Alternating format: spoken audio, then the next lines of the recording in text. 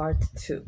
Neurodiversity is the fact that a person usually has a very difficult time, usually towards emotions, being able to relate to their feelings, their emotion, naming it.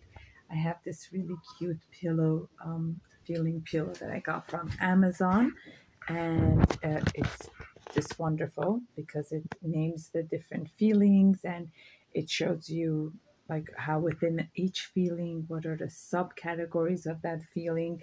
And people who usually under the neurodivergent, especially under the autism spectrum, have a very, very difficult time with that. What that means is being able to name their feelings, name their emotions, properly express the emotion. And what usually happens is that during pregnancy and early years of childhood, these symptomologies can be picked up because the social interaction of the child is a bit different than other kids within their age. You know how we talk about the terrible twos, and when they start walking, usually kids like this, most of them on the spectrum, are not really interested in people, are not interested in socializing, are not as verbal, they don't conversate as quick as their peers. They could be left with one toy that gets their hyper focus attention and they could be left there for hours. They like routine, they like structure, they like to have things the same way.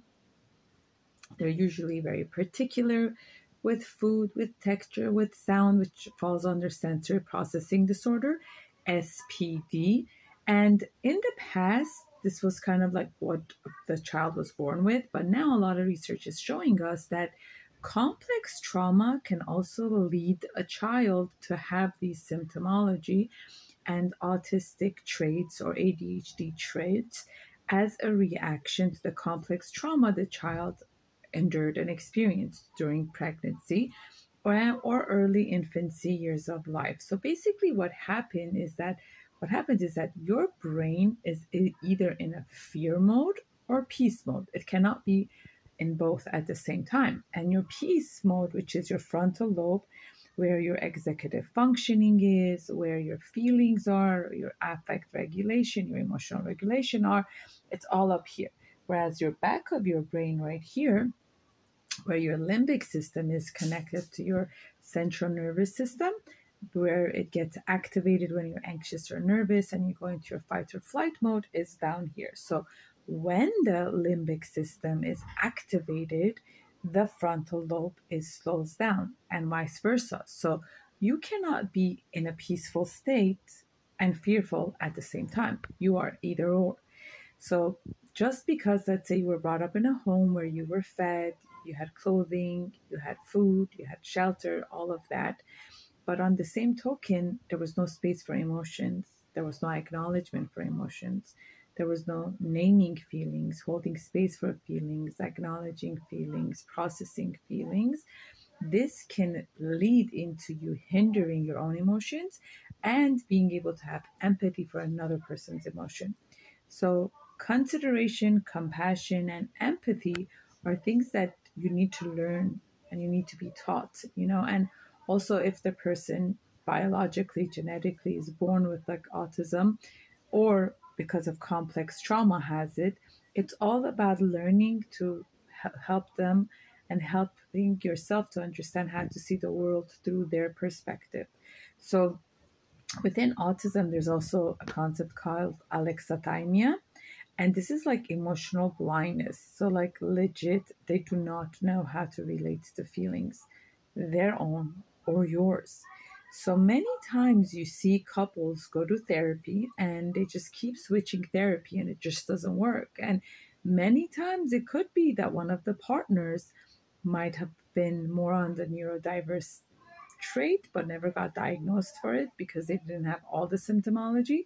So they are seeing therapists that specialize with working with typical people, and their approach is not working with this neurodiverse couple. So when you hear the word autism or autistic or Asperger or ADD, ADHD, these could be very, very successful, high functioning, high end people out there, like Albert Einstein, Elon Musk, and like the list goes on. Very, very intellectual. The difficulty is more with the emotional intelligence and the executive functioning. So it's all about having that sensitivity and that understanding of, wait a minute, like what's going on here? So when you notice that, like, like let's say the difference with like a narcissistic personality disorder or a psychopath or a person who has anger issues, they're very different than a person who's emotionally limited with their EQ, because the first part does that to their partner, right? All the tension and stuff is towards them. Whereas the person with the spectrum or ADD or ADHD is like that towards everyone. They are emotionally limited just due to trauma or not having as much exposure. So it's really important to pay attention. I know a lot of people don't like diagnosis, but I think when you find out that you might have traits of something, and the more you read about it and learn about it, or your partner or your children or your friends or your family, it gives you this like awareness of, wait a minute, could it be that they just process the world differently, and this isn't necessarily anything at me or towards me, it's just their viewpoint. So let me know what you think, and you could comment below.